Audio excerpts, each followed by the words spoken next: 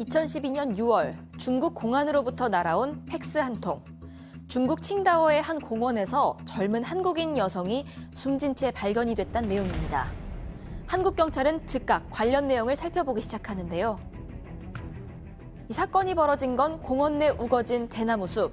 목이 졸려서 숨진 것으로 보이는데 성폭행 흔적도 나온 상황입니다.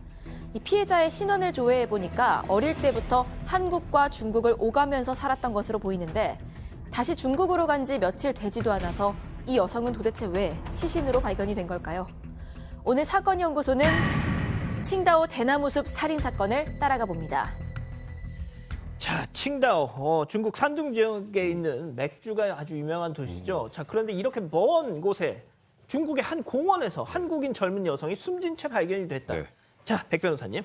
일단 2012년 6월 28일에 발생한 일인데요. 중국 공안이 한국 경찰에게 인터폴을 통해서 한국 누군가 여성의 피해가 발생했다라고 통보를 해왔습니다.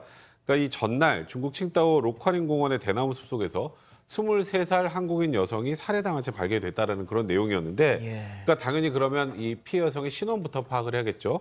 신원을 확인해 보니까 미성년자였던 2005년 때 부모님과 함께 여기 칭다오에서 5년을 살았었고, 그리고 사건 발생 2년 전인 2010년에 혼자 한국으로 가서 한국에서 계속 잘 지내다가 이 사건 발생 4일 전에 갑자기 중국으로 넘어왔다가 이런 끔찍한 변을 당한 겁니다. 교수님, 중국은 뭐 이 CCTV 개수를 감안하면 뭐 우리나라랑은 비교할 바가 아니지 않습니까? 그렇죠. 그리고 이제 뭐 어떤 그 생체 정보 같은 거 인식 같은 것도 이제 상당히 그쪽에서는 철저한데, 그러니까요. 지금 이제 그 중국 공안에서 말이죠. 이 공원 주변에 CCTV를 조사를 해봤는데 바로 이 피해자가 어떤 남성과 같이 공원을 갔다가 들어가는 장면이 찍혔는데 나중에는 이 남성 혼자가 나오는 것을 갖다가 확보를 한 겁니다. 그런데 이 남성이 중국에 있는 그 시내버스를 이용을 했는데 그 당시 선글라스를 쓰고 있어가지고 얼굴이 정확하게 특정이 되지는 않았지만 일단 그 당시의 상황으로 봐서는 이 남성을 유력한 용의자로 이제 특정을 했고요. 그리고 이제 또 한 번 보니까 이 피해자 같은 경우는 살해당하기 직전에 바로 인근에 있는 그 공중전화로 어디에 전화를 했다는 거예요. 그래서 그 공중전화의 그 시간대의 통화 기록을 보니까 여성이 통화한 번호가 바로 한국 쪽에 있는 01땡에 전화를 갖다 했다라고 하는 그 사실을 중국에서 우리 한국 경찰에다가 그 정보를 보내줍니다. 자, 지금 보시는 장면은 이제 범행이 일어나기 직전 상황에 그 의문의 남성과 피해자가 동행하고 있는 그 CCTV 영상인데, 이 기자, 그렇다면 우리나라에 있는 누군가, 부모님은 피해자의 부모님은 다 중국 현지에 있었는데 마지막 통화를 한국에 있는 누군가와 했다는 거잖아요. 네, 근데 그 번호를 그 전화 받은 사람의 명의를 쉽사리 알 수가 없었습니다. 왜냐하면 선불폰이었기 때문인데 이 선불폰이 개인 명의로 개통이 되는 게 아니라 회사가 개통을 한 뒤에 이걸 빌려주는 방식입니다. 그러다 보니까 누가 이 전화를 받았는지를 한 번에 확인해낼 수가 없었던 겁니다. 심지어 이 번호는요, 피해자 사망 일주일 전에 막 개통이 된 번호였습니다. 경찰이 일단 더 추적을 해보니까 이 번호가요, 사건 직전에 인천과 칭다오로 오가는 그 선박회사가 있습니다. 이 선박회사랑 통화한 기록까지 나왔습니다. 그러니까 이 범인이 칭다오에 가려고 예약을 했고 연락을 했다, 이렇게 좀 추정을 할 수가 있겠죠. 그러니까 이 번호와 범죄 사이의 연결고리는 확실한 상황이었는데요. 이 사람을 추적을 못하니까 이 번호가 어디서 쓰였는지 기지국을 추정을 했습니다. 그랬더니 경기도 시흥의 모처에서 잡혔습니다. 신호가요.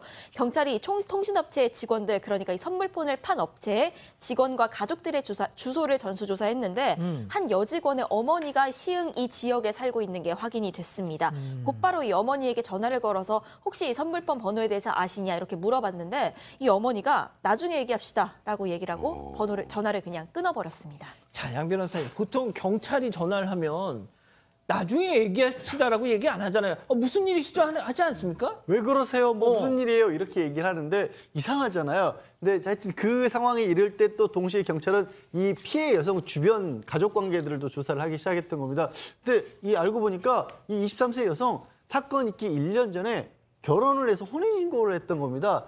근데 그 혼인신고의 상대방이 53세 남성이었어요. 30살 차이가 나고 게다가 전과가 18범에 이르렀던 겁니다.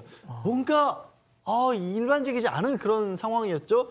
그리고 왜 제가 이 선불폰 이 전화한 사람 얘기를 하는데 왜 이 피해 여성의 가족관계를 얘기했냐면 예. 그 조금 전에 전화를 받아가지고 나중에 얘기합시다라고 얘기했던 그 선불폰 개통한 사람 있지 않습니까? 그 여성이 이 사망한 여성의 남편의 전처였던 거예요.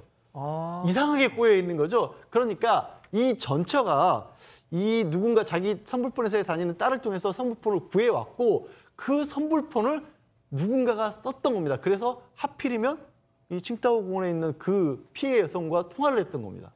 자, 정리하자면 선불폰 회사 직원의 이 엄마가 그 전화를 받은 수상한 여성이고 그 남편과는 이혼을 해서 전처였습니다. 자, 그런데 그 남편이 칭다오 공원에서 사망한 피해자와 재혼을 나중에 했다는 건데 피해자와는 30살 차이였다.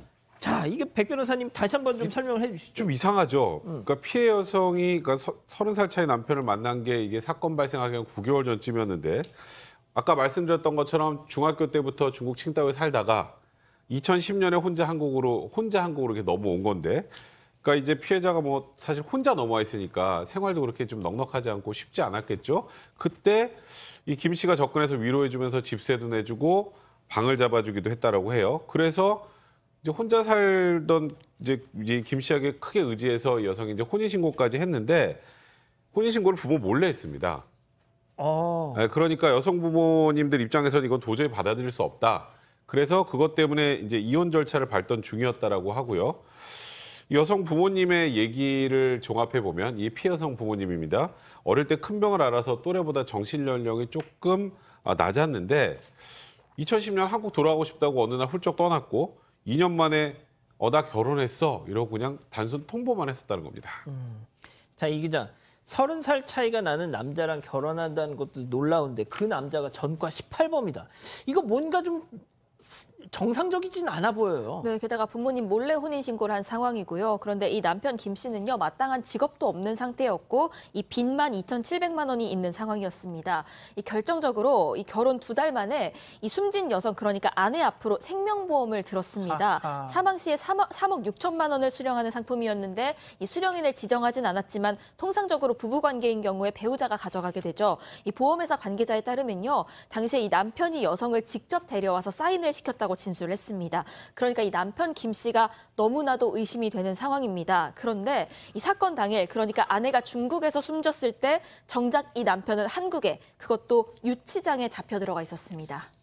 자, 남편이 의심스러운데 그 남편은 사건 당일날 한국의 유치장에 그러면 이 살인을 직접 실행한 사람이 누구예요? 그래서 경찰은 남편의 연관성은 거의 확신하고 그렇다면 청부 살인을 했을 것이다라고 남편은 이제 그때 그 무렵에 행적을 찾기 시작을 했는데 사건 있고 나서 3일 정도 지나서 한 남성이 면회를 왔습니다. 그런데 이 남자가 자기 개인정보를 허위번호를 남기고 갔어요. 그래서 이제 접견 기록을 살펴봤더니 이런 얘기를 주고받는 겁니다. 남편에게 공사대금을 달라고 하고요. 남편이 뭘 이렇게 서두르냐, 너 나 지금 협박하냐라고 얘기하니까 나 가만히 안 있는다, 뭐 죽고 싶은 심정이다, 내가 막 나가면 너 어떻게 되는지 아냐. 그랬더니 또 남편이 야 그래봤자 부도나지 별거 더 있냐, 가서 기다리고 있어라, 내가 약속 안 지킨 적 없지 않느냐, 이런 얘기를 주고받았다라는 거예요. 자, 공사. 이 핵심 키워드가 나왔습니다. 공사는 끝났다. 공사 대금을 달라. 예, 그러니까 이제 이것만 보면은 이 두 사람 사이에 어떤 뭐 공사를 그 매개로 해가지고 금전 관계가 있는 것으로 우리가 추정을 할 수 있는데 실제로 이 사람들이 그러면 공사와 관련되는 직종이 있느냐라고 하는 것을 확인을 해봤더니 전혀 상관이 없었습니다. 그러니까 통상 이렇게 딱 되면 경찰은 이 공사가 뭐냐면 청부 살인을 의미하는 언어로 사용된다라고 하는 것은 벌써 딱 이렇게 알 수 있는 거예요. 예. 그래서 이제 이 남성을, 이 면회온 남성을 추적을 해보니까 이 사람이 55세인 이모 씨인데 이 사람 역시 전과가 만만치 않았습니다. 강간, 폭력 등 전과 19범이었어요. 그래서 딱 이제 그 출입국 기록을 보니까 사건 발생 하루 전에 중국으로 출국을 했다가 그리고 발생되고 3일 뒤에 한국으로 돌아와서 남편 김 씨 면회를 간 거니까 사건이 있었을 때는 바로 중국에 위치를 하고 있었다는 거죠. 그러면 이 전후 상황을 봤을 때 이 사람이 범인일 가능성이 상당히 농후하다라고 봤을 때 경찰의 입장에서는 출국할 때 입었던 옷이 있을 거 아닙니까? 중국에서 찍힌 CCTV를 비교를 해보고 이것은 동일 인물이다라고 판단을 하고 이제 추적을 시작합니다. 자, 영화 길복순처럼 청부 살인이었던 건데 칭다오까지 가서 살해한 이 전과 19범 어떻게 됐습니까? 네, 신정동 일대 고시원에서 잡혔습니다. 이 중국 CCTV에 찍혔던 저 검정색 옷하고요, 선글라스도 그대로 발견이 됐습니다. 그리고 이 수감 중이었던 남편 김 씨랑 편지를 주고받았습니다. 이걸 갈기갈기 찢어버렸었는데 이것도 쓰레기통에서 발견이 됐습니다. 이 해결사 같은 경우에는 경찰이 자신을 주시하고 있다는 사실조차 몰랐습니다. 그러다가 붙잡힌 건데 이 남성은 붙잡혀서도 범행을 부인했습니다. 거짓말 탐지기 조사를 해보자고 하니까 나는 기계 같은 건 믿기가 어렵다라면서 이 조사도 거부를 합니다. 하지만 피해자를 살해할 때 사용했던 붕대 그리고 피해자의 핸드백에서 DNA가 나왔는데요. 이 살해범의 DNA와 일치했습니다. 이런 직접 증거가 나오면서 바로 구속이 됐습니다. 자, 그 고시원에서 발견된 그 남편 김 씨의 편지는 이런 내용이었습니다.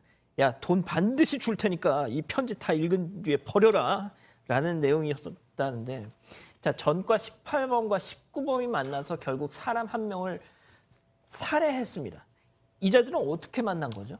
사건이 있기 20여 년 전으로 거슬러 갔어요. 1991년도에 구치소에서 감방 동기로 만났던 겁니다. 그러고 나서 쭉 이걸 뭐 친분이라고 말해야겠죠. 그래도 친분을 이어오고 있다가 근데 이 직접 살인한 이 이자 같은 경우에는 경제적으로 굉장히 형편이 좋지 않아서 그 고시원에 잡혔다고 했잖아요. 예. 월세도 못 내고 있었던 상황이었답니다. 그런 상황을 알고 있으면서 남편이 접촉을 해서 청부 살인을 의뢰한 것이고요. 이 남편이라는 남편이란 자가 그 30살 어린 그래도 법적으로 결혼까지 했던 아내에게 중국에 있는 아내에게 전화를 걸어서 내 친구가 관광을 가니까 좀 안내 좀 해달라라고 해서 만나게 만들었던 겁니다. 그리고 그 직접 살인을 저지른 자가 목숨을 빼앗고 성폭행으로 위장을 했던 겁니다. 자, 교수님께는 제가 마지막으로 여쭤볼게요. 백 변호사님. 네. 법의 판단은 어떻게 나왔습니까? 일단 남편 같은 경우 살인을 의뢰한 거죠. 그래서 살인 교사죄. 그리고 실제로 살해를 실행을 했던 이 씨 같은 경우 그냥 우리가 알고 있는 일반 살인죄입니다. 근데 어떤 이유인지 모르겠습니다만 이 남편은 1심 판결이 선고되기 전에 스스로 극단적인 선택을 했습니다. 그래서 이 남편에 대해서는 판결 결과가 없습니다. 그리고 이제 실제로 이 아내를 잔인하게 살해했던 실행행위범인 이 씨에게는 징역 20년이 선고됐고요. 현재 복역 중입니다. 징역 20년, 글쎄요. 자, 다시 한번 정리하면 이겁니다. 30살 차이가 나는 아내를 두고 있던 이 남자. 사망보험금을 들여놓고 많은 액수를 붓고 있다가 이혼 수속을 밟습니다. 자, 그런데 이혼을 하게 되면 이 아내 앞으로 들어오는 이 사망보험금, 이게 말짱 도루묵이 되거든요. 아하, 그러면 죽여야 되겠다. 그래서 그 돈을 받아야 되겠다. 그래서 친구한테 친구 관광을 당신이 좀 시켜주소 하면서 살인자를 중국으로 보내서 부인을 살해합니다. 이게 사람입니까? 네? 사실 이제 그 이 여성 같은 경우는 저 중국에 있는 부모들이 아니 30살 많은 남성하고 결혼했다라고 하니까 이혼을 종용을 했어요. 그런데 나중에 보니까 일기장이 이제 드러났는데 그 일기장에는 자기 남편에 대한 어떤 뭐 좀 애틋한 심정 이런 걸 글로 적어놓은 거로 봐서는 아마 이 남성이 의도를 숨기고 겉으로는 좀 잘해주는 척 했던 것으로 보입니다. 그래서 이 여성은 순진해서 자기를 갖다 이런 식으로 해칠지를 모르고 어떻게 보면은 아주 억울하게 사망을 한 그런 상황이 되는데요. 지금 이게 아주 전형적인 알리바이를 조작한 보험살인이 되겠는데 실제로 이제 이 사건 같은 경우는 중국 공안과 한국 경찰이 공조를 해가지고 사건을 잘 이렇게 해결한 그런 일종의 쾌거의 대표적인 사례가 되겠습니다. 우선 중국 공안이 CCTV를 분석하고 거기서 전화번호를 알려서 우리 한국 경찰에게 준 거, 우리 한국에서는 전화번호를 추적해가지고 통신회사의 법인폰을 이용을 해서 여직원 주소로 해서 남편 B를 갖다가 확인을 한 거. 또 이제 면회를 갔던 바로 이 C라고 하는 사람이 내용을 갖다가 파악을 해서 그 사람을 출입국 기록을 갖다가 확인하고 난 뒤에 출국 금지해서 영장을 받은 거. 이런 여러 가지 것들을 갖다가 이렇게 쭉 나열한 것을 보게 되면 만약에 그런 활동이 없었더라면 이 여성 같은 경우는 아주 거기에서 또 이런 것까지 쓰지 않았습니까? 한국에서 다른 남성의 책을 가져가서 그쪽에다 뿌렸다라고 하는 것은 또 다른 사건으로 이 조작을 하려고 했었었는데 그런 모든 것들이 전부 다 밝혀지는 그런 과정에서 이 여성이 그런 피해를 당한 것은 상당히 정말 억울하지만 그래도 이 사건이 해결됨으로써 그 피해자의 억울함이 어느 정도 풀렸다라고 우리가 볼 수 있겠습니다. 알겠습니다. 자, 사건 연구소 이렇게 정리하고요.